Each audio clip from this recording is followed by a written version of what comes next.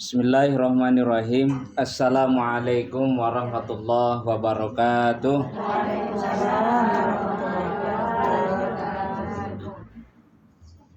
Ada peribahasa di mana langit dijunjung, di situ bumi dipijak. Biasanya di Melayu ini penuh dengan pantun. Jadi saya ingin berpantun dulu sebelum memulai. Mudah-mudahan pandai. Mudah-mudahan tepat pantun. Jalan-jalan ke Kota Rengat. Agak jauh dikit. Oleh-olehnya sebilah kapak. Yang salam sudah semangat, yang jawabnya belum kompak. Padahal udah makan. Kalau saya makan dulu, berbicara ini agak ngos-ngosan nanti. Karena sudah makan dulu. Kalau ibu-ibu makan dulu, kalau enggak semangat pasti ngantuk. Gitu. Sekali lagi sembari saya mendoakan, mudah-mudahan yang jawab salam dipanjangkan usianya. Mudah-mudahan yang jawab salam anak cucunya dijadikan anak cucu yang soleh dan solehah. Mudah-mudahan yang jawab salam keluarganya dijadikan keluarga yang sakinah mawaddah warahmah. Yang jawab salam mudah-mudahan hutangnya cepat dilunaskan Allah Ta'ala. Itu paling kenceng biasanya tuh. Bismillahirrahmanirrahim. Assalamualaikum warahmatullahi wabarakatuh.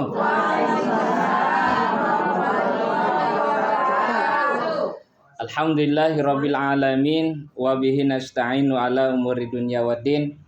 Wassallallahu ala sayyidina Muhammad wa ala alihi wa sahbihi ajmain, amma ba'du.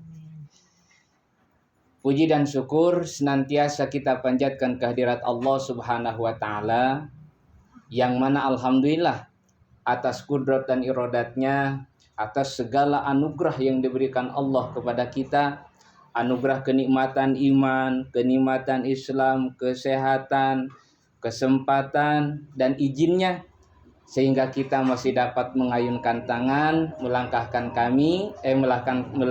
kaki ke tempat ahlul bait. Kalau tepatnya kami terasa orang tua kalau udah di sini tuh.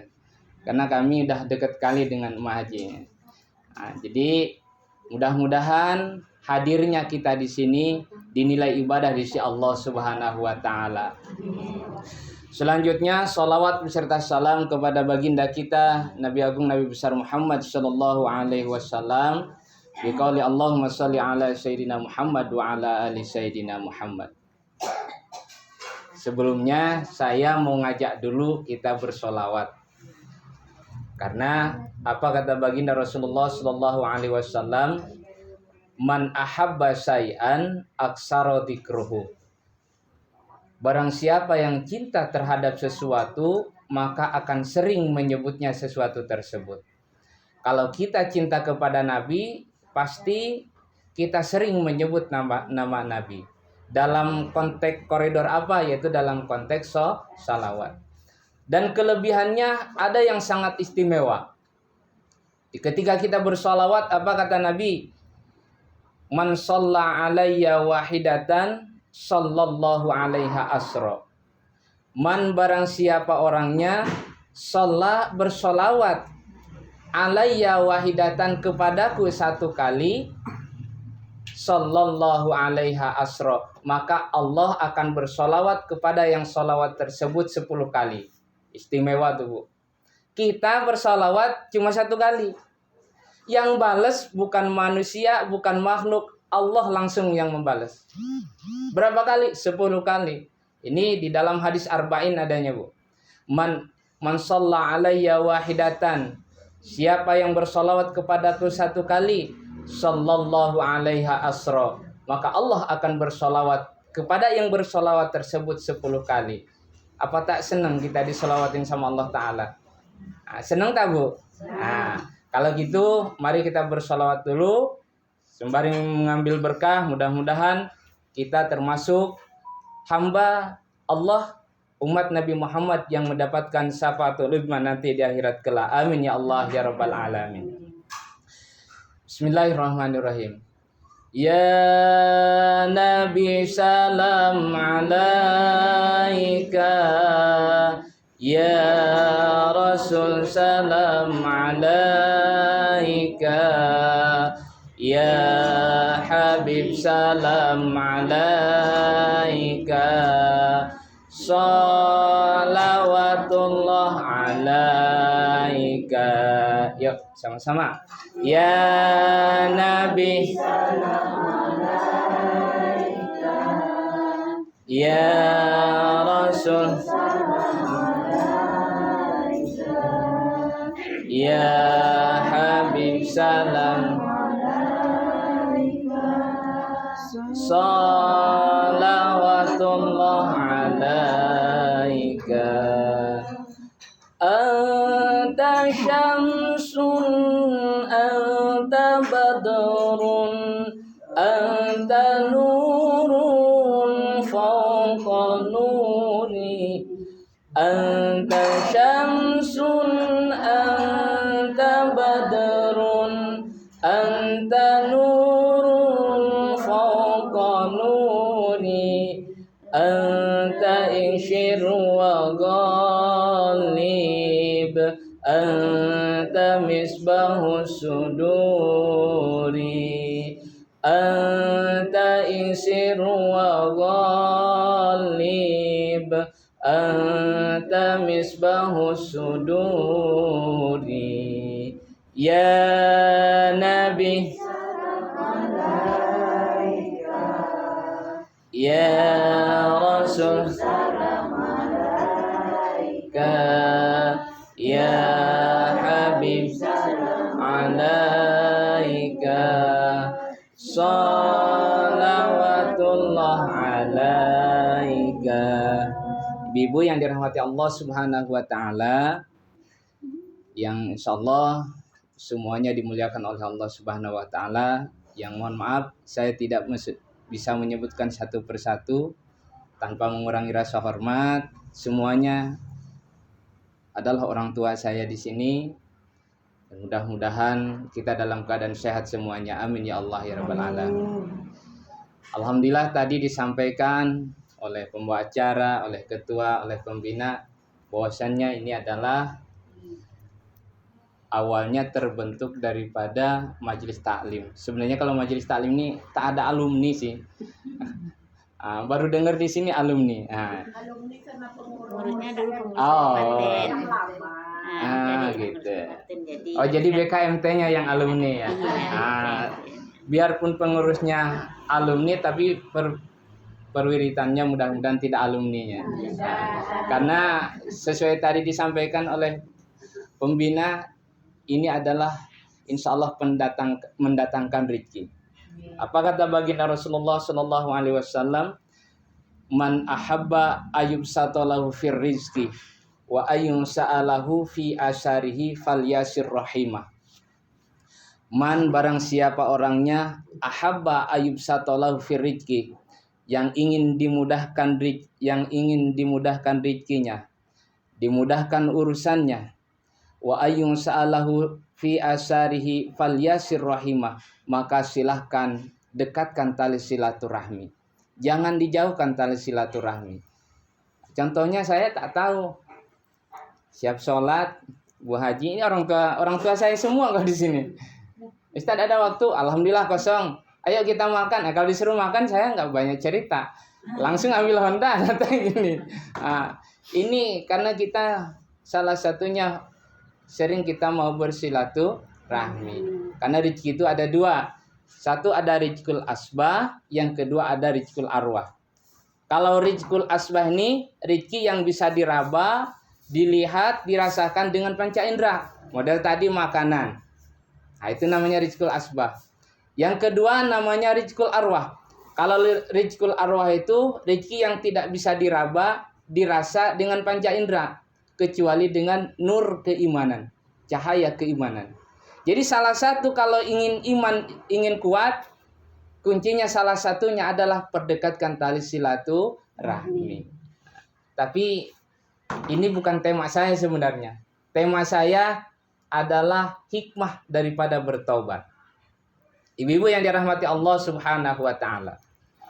Dalam sebuah hadis baginda Rasulullah Shallallahu Alaihi Wasallam menyampaikan, hadis ini diriwayatkan oleh Imam At-Tirmidzi.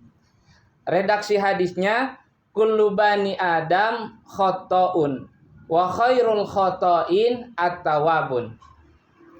Apa kata baginda Rasulullah Shallallahu Alaihi Wasallam? Setiap anak Adam itu adalah pelaku dosa, dan sebaik-baik pelaku dosa adalah orang yang mau bertobat kepada Allah Subhanahu Wa Taala. Nah itu. Kalau dikatakan anak Adam, termasuklah kita yang ada di sini. Kenapa? Karena kita keturunan anak cucu Nabi Adam. Sebenarnya hadis ini sebenarnya nembaknya kepada kita. Kata baginda Rasulullah Shallallahu Alaihi Wasallam, kita yang ada di sini adalah pelaku dosa. Kebanyakan daripada kita ini adalah pelaku dosa. Apa buktinya? Buktinya, seumpamanya saya bertanya nih sama ibu-ibu, maaf nih, coba angkat tangan di sini. Ada nggak di sini ibu-ibu yang merasa dirinya yang tak punya dosa? Kan? Ada nggak di sini ibu-ibu yang merasa diri, oh saya tak ada dosa, tak ada kesalahan, ada nggak? Berarti betul baginda Rasulullah Sallallahu Alaihi Wasallam. Kebanyakan bani Adam tuh, anak Adam tuh adalah pelaku dosa. Cuma kita harus bersyukur kepada Allah Subhanahu Wa Taala. Kenapa harus bersyukur kepada Allah Subhanahu Wa Taala? Dosa kita tidak dibukakan, dosa kita tidak dinampakkan kepada orang lain. Coba kalau dinampakkan kepada orang lain, seberapa numpuknya dosa kita? Tak nanggung-nanggung. Luar biasa. Cuma itulah anugerah Allah Subhanahu Wa Taala, kasih sayang Allah Subhanahu Wa Taala. Allah Subhanahu Wa Taala menutupi aib kita, menutupi dosa kita, saking sayangnya kepada diri kita. Lalu Ustadz, apa sih dosanya? Banyak. Yang terutama panca indera nih. Ada dosa mulai dari dosa mata, dosa telinga, dosa mulut, kaki, tangan. Itu sangat luar biasa. Lalu kemudian pertanyaannya, apa sih yang mendorong kita berbuat dosa nih? Kan gitu. Apa sih pemantik diri kita berbuat dosa? Ini jawabannya, Allah Subhanahu Wa Taala berfirman di dalam surat Yusuf ayat 53. Potongan ayatnya, innan nafsa la ammaratu bisu. Sesungguhnya hawa nafsu adalah pendorong daripada perbuatan yang dilarang, yang tidak diridhoi oleh Allah Subhanahu Wa Taala.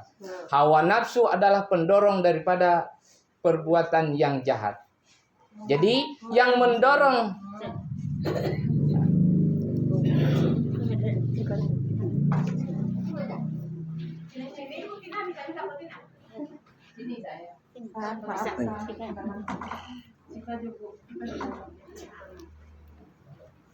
Nah, kita lanjut. Jadi yang mendorong kita berbuat dosa itu adalah hawa nafsu. Hawa nafsu mana? Hawa nafsu amarah yang tidak kita kendalikan. Karena hawa nafsu ini ada dua. Satu hawa nafsu amarah, yang kedua hawa nafsu kebaikan. Terdorong dengan hawa nafsu ingin cepat kaya, tidak sedikit manusia mempunyai peternakan tuyul. Iya, betul. Tidak sedikit manusia pengen kelihatan sukses, cepat kebeli mobil. Banyak manusia orangnya yang menjual tanah dengan sertifikat aspal. Apa aspal? Asli tapi palsu. Tanahnya satu petak, suratnya ada 5. Yang akhirnya rame rebutan di pengadilan. Tidak sedikit manusia yang terdorong hawa nafsu, mengumbar hawa nafsu syahwat. Kalau ibu-ibu di sini insya Allah. Ini orang-orang alim semua, insya Allah. Orang-orang terjaga, insya Allah. Jadi pendorong kita berbuat kesalahan, berbuat dosa adalah hawa nafsu yang tidak dikendalikan. Lalu Ustadz, kalau begitu kita buang hawa nafsunya. Hawa nafsu tidak bisa dibuang, bisanya dikendalikan. Karena yang membuat kita ada nilainya di hadapan Allah Subhanahu wa taala itu hawa nafsu. Yang membuat kita ada harganya di hadapan Allah Subhanahu wa taala itu hawa nafsu. Kalau kita tidak ada hawa nafsunya, apalah harganya kita? Bagaimana bisa berharga? Yaitu dia yang hawa nafsunya dikendalikan dengan keimanan kepada Allah Subhanahu wa taala. Kembali lagi ke konteks hadisnya. Kullu bani Adam, kebanyakan daripada anak Adam khata'un, pelaku dosa. Wa khairul khata'in, ini yang perlu nih. Dan kebanyakan dan sebaik-baik daripada pelaku dosa at-tawabun, yaitu orang yang mau bertobat. Kita singkat aja. Lalu pertanyaannya, Ustadz, apa sih hikmah kita bertobat kepada Allah Subhanahu wa taala? Apa sih keuntungan kita bertobat kepada Allah Subhanahu wa taala? Ibu, jawabannya sungguh luar biasa banyak. Cuma saya akan menyampaikan hadis baginda Rasulullah Shallallahu alaihi wasallam yang diriwayatkan oleh Abu Hurairah. Redaksi hadisnya, innamal mu'minuna idza adnaba kanat nuqtatu sauda'u fi qalbi. Fa idza taba wa naza'a wasta'taba sukila qalbu. Wa in zada zadat hatta yughlaqu qalbu. Ini yang penting nih. Innamal mu'minuna, sesungguhnya orang yang beriman. Ini orang-orang yang beriman. Udah nampak hijabnya, berhijab. Itu nampak, itu cerminan keimanan kepada Allah Subhanahu wa taala. Di sini tidak ada yang baju pas yang apa namanya? Baju yang belum jadi. Nah, kalau istilah kami baju belum jadi. Ini luar biasa. Sejuk nengoknya pun. Tentram nengoknya pun. Kalau seumpama ada preman ke sini, tak mungkin ada preman mau mengganggu. Bukan itu, tetapi cahaya keimanan yang ada pada diri ibu-ibu. Karena di sini adalah orang-orang yang beriman kepada Allah Subhanahu wa taala. Innamal mu'minuna, sesungguhnya orang yang beriman, idza adnaba kanat nuqtatu sauda'u fi qalbi. Di mana berbuat dosa, berbuat kesalahan, berbuat maksiat, maka akan ditorehkan tinta hitam 1 kali di dalam hatinya. Kita berbuat dosa 2 kali juga ditorehkan tinta hitam di dalam hati. 3 kali berbuat dosa, 3 kali juga torehan tinta hitam di dalam diri kita. Terus seperti itu. Fa'idha taba, akan tetapi kalau dia bertobat, fa'idha taba wasta'taba sukila qalbu. Akan tetapi kalau dia bertobat lalu kemudian berhenti melakukan dosa tersebut, maka hatinya akan dibersihkan oleh Allah Subhanahu wa taala. Wa in zada, nah ini. Tetapi kalau dia tidak mau bertobat, malah justru semakin bermaksiat, justru semakin bertambah dosanya, zadat hatta yughlaqu qalbu, maka akan dihitamkan hatinya sehingga hatinya ditutup oleh Allah Subhanahu wa taala. Kita punya dosa, tidak mau bertobat karena dosa tersebut, maka hati kita akan ditutup oleh Allah Subhanahu wa taala. Ibu, kalau hati sudah ditutup, jangan salahkan Al-Qur'an, jangan salahkan hadis, jangan salahkan guru-guru kita. Kebenaran tidak akan masuk kepada diri kita. Nur keimanan tidak akan masuk kepada diri kita. Hidayah petunjuk Allah Subhanahu wa taala dari berbagai arah pun tidak akan masuk. Kenapa? Karena diri kita sudah penuh dengan dosa. Jadi jangan salahkan, nanti kalau datang ke rumah suami menasehati tidak diterima. Orang tua menasehati tidak akan diterima. Bahkan guru sendiri menasehati kita merasa diajari. Tidak akan masuk kebenaran, hidayah tidak akan masuk, nur keimanan tidak akan masuk. Kenapa? Karena sudah tertutup hati kita dengan dosa. Maka dari itu, setiap berbuat dosa, cepat bertobat kepada Allah Subhanahu wa taala. sama seperti makan. Jadi saya teringat ketika saya dulu waktu di pesantren, ini kaitan dengan dosa ya, tapi perjalanannya ada kaitannya antara makan dengan dosa. Waktu dulu di pesantren di Tasikmalaya ada kiai, kalau dia mau undangan ke luaran sana, mesti di sana pondok tempat kita ngaji, di sini tempat guru saya tinggal rumahnya. Pas seperti biasa, toh kan gitu. Ini udah pasti manggil nih. Biasanya ngajak ke tempat jauh. Ayo ikut. Saya tak begitu dandan betul-betul kan. Rupanya yang diajak saya, sopir, satu lagi kiai. Beliau mau ngisi pengajian di daerah pedalaman, namanya di Cipatujah.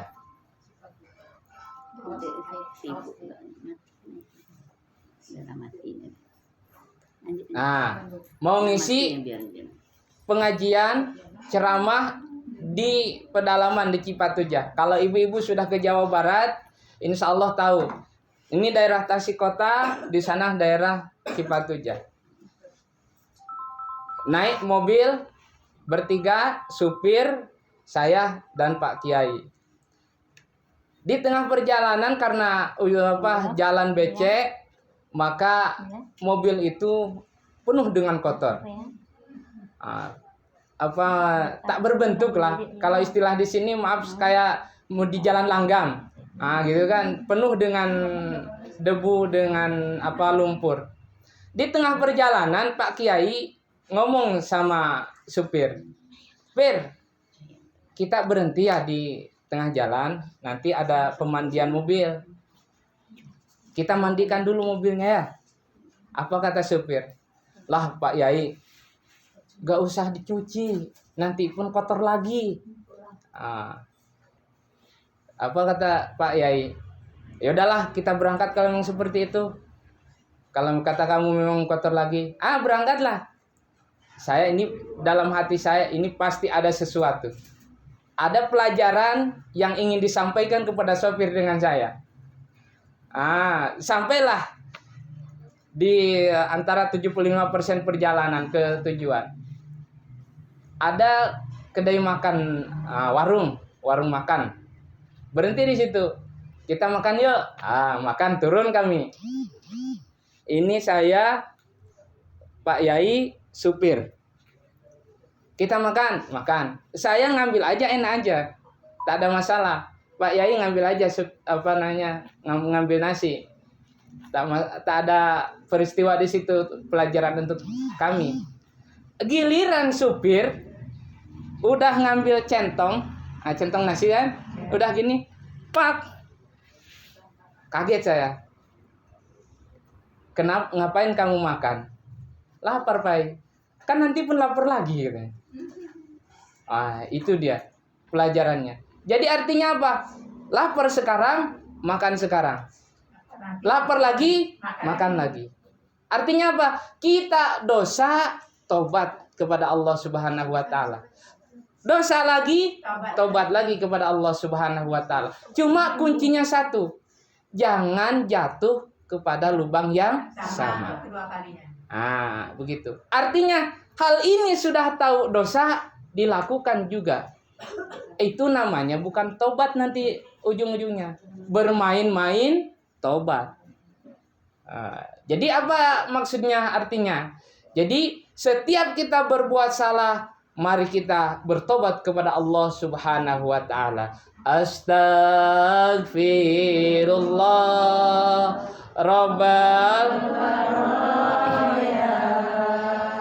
Astaghfirullah minal khataaya. Astaghfirullah Rabbal baraya. Astaghfirullah minal khataaya. Rabbi jidna ilma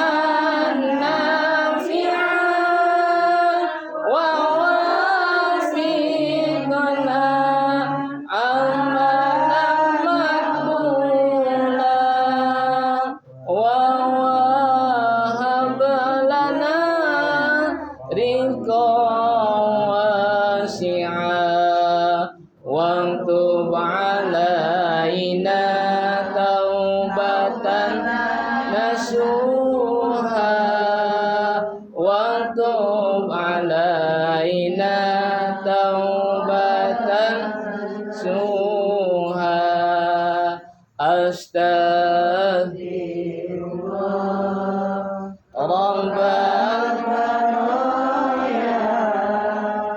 Astaghfirullah minal khataya Astaghfirullah Rabbal baraya Astaghfirullah minal khataya. Ibu-ibu yang dirahmati Allah Subhanahu wa taala, ketika kita berdoa, kalau kita bersama-sama, ini kemungkinan kan sering kita bersama-sama, usahakan kalimatnya kalimat umum. Umpamanya Robbi jidna, itu sama-sama. Ya Allah Tuhan kami. Kalau Robbi jidni, ya Allah Tuhan saya. Nah, gitu. Sama dengan kalau ibu-ibu disuruh mendoa Allahumma gfirli dunubi, padahal bareng-bareng. Kalau istilah ilmu di pesantren itu, kalau kata guru saya, orang egois. Kenapa orang egois? Udah tahu banyak orang, yang didoain cuma diri sendiri. Kan gitu. Allahumma gfirli dunubi wali walidayya warhamhuma kama rabbayani shaghira. Itu untuk mendoakan diri sendiri, orang lain tak dapat. Gitu. Jadi kalau kita mendoa tuh, kalau lagi bareng-bareng pakai, kalau tadinya ni pakai na. Robbi jidna Allahumma gfir lana dunubana wali walidina warhamhuma kama rabbayana shaghira. Itu lagi bareng-bareng.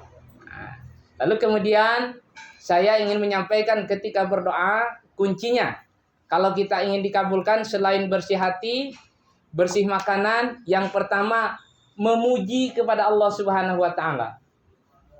Jadi dia berdoa tuh jangan tiba-tiba, ya Allah, minta Fortuner 5. Umpama nih. Enggak gitu. Maaf kata nih, umpama kita ngajukan proposal ke Bupati umpama nih. Apakah kita, Pak Bupati ini proposal, tolong kabulkan permintaannya. Dikasih enggak? Oh, saya rasa emang kau siapa kan gitu. Tetapi kalau disanjung dulu, Pak Bupati begini. Pak Bupati ini kan orang baik, terkenal, dermawan juga, insya Allah tuh. Maka yang pertama ketika mendoa, kalau ibu-ibu nanti siap sholat, jangan lupa memuji. Kalau tidak pandai memuji, yang panjang cukup alhamdulillahirabbil alamin. Nah, lalu kemudian bersolawat. Alhamdulillahirabbil alamin, Allahumma shalli ala sayyidina Muhammad. Lalu ya kemudian yang ketiga, doakan guru kita. Jangan tiba-tiba mendoa tuh alhamdulillah amin langsung minta intinya. Itu agak payah dikabulnya tuh. Karena kita tidak meminta perantara baginda Rasulullah Shallallahu Alaihi Wasallam. Beliau adalah orang yang suci dan disucikan. Kalau kita mau ya Rasul, tolong sampaikan doa saya kepada Allah Subhanahu Wa Taala, kabulkanlah doa saya. Insya Allah tuh. Tadi yang pertama memuji, bersolawat, doakan guru, doakan orang tua. Yang tadi Allah maghfirli atau Allah maghfir lana kalau bareng-bareng. Lalu yang kelima barulah permohonan kita. Apa maksud kita? Ya Allah, ini keluarga saya lagi ada masalah, tolong ya Allah, mudahkanlah masalahnya. Atau kami lagi usaha, tolong ya Allah, lancarkanlah usahanya. Kalau ini yang 5 ini di tahap demi tahap, lalu kemudian hati kita bersih, makanan kita pun halal, insya Allah dikabulkan oleh Allah Subhanahu wa taala. Ibu-ibu yang dirahmati Allah Subhanahu wa taala, tidak terasa sudah 30 menit. Kesimpulan saya ambil hikmah daripada bertobat, yaitu tadi saya sampaikan, kalau kita bertobat, insya Allah hati kita akan dibersihkan oleh Allah Subhanahu wa taala. Tetapi kalau kita berbuat dosa lalu kemudian tidak bertobat, jangan salah, hati kita akan tertutup. Bahkan kebenaran, hidayah dari Allah Subhanahu wa taala susah masuk ke dalam diri kita. Itu kesimpulannya. Demikian, terima kasih. Mohon maaf yang sebesar-besarnya. Kalau istilah kata orang Sunda, kalau di sini ada orang Sunda mungkin paham. Saya tidak bermaksud nitah ngojai kemeri naik ke monyet. Artinya begini, Bu. Saya tidak bermaksud menyuruh renang ke itik naik ke monyet. Karena itik itu, Bu, baru brojol netes, tak perlu disuruh renang, tak perlu dilatih renang. Ketik-ketik udah pandai renang. Begitu juga monyet. Artinya saya mohon maaf yang sebesar-besarnya tidak bermaksud untuk mengajari ibu-ibu semua. Ini semua adalah watawassaw bil haqq watawassaw bis sabr. Allahumma fiqil aqwamit thoriq. Wassalamualaikum warahmatullahi wabarakatuh. Waalaikumsalam.